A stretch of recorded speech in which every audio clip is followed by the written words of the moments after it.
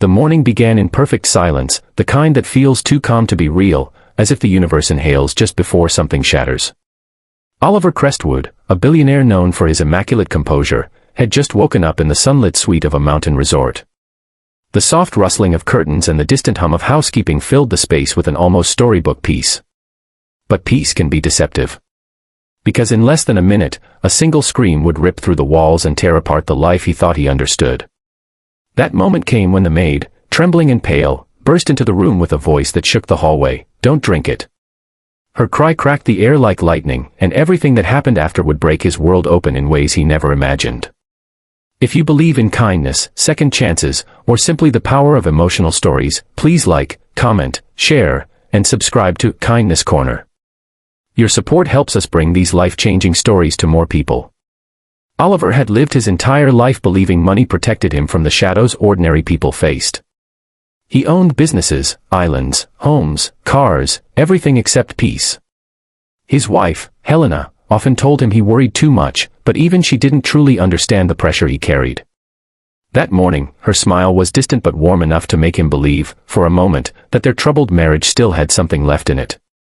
She brought him a delicate porcelain cup filled with a fragrant herbal brew and sat close, her robe gliding softly as she leaned in. Her eyes seemed too watchful, too careful, as if waiting for something. But Oliver didn't notice. He trusted her. He trusted the comfort of a routine he thought they still shared. The maid's entrance changed everything. The scream shook Helena more than Oliver.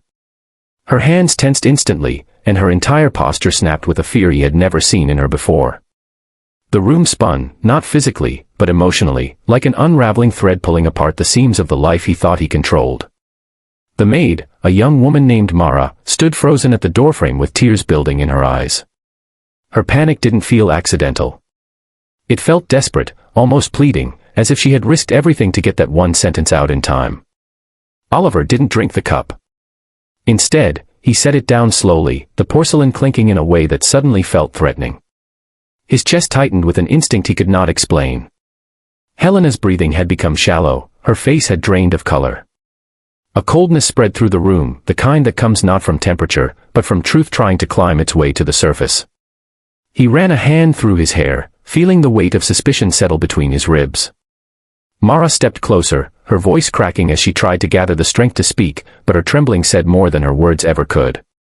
Something was wrong, terribly, painfully wrong. The hotel's security team arrived moments later, alerted by the maid's scream. Within minutes, the suite was surrounded, the cup was confiscated, and samples were taken. Oliver watched everything unfold with a numbness that felt like drifting underwater. Helena tried to compose herself, but he could see the storm raging behind her eyes. The results came back quickly, far too quickly for comfort. The herbal tea had been tampered with, nothing lethal, but enough to cause neurological confusion, blackouts, and long-term memory disruption. It wasn't something that would have killed him. It was something that would have controlled him. Something that would have erased him. As the truth surfaced, heartbreak followed. Helena hadn't tried to harm Oliver out of cruelty.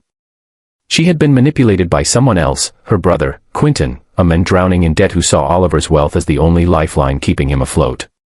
Quentin had convinced Helena that Oliver planned to end their marriage and leave her with nothing, a complete fabrication that preyed on her insecurities.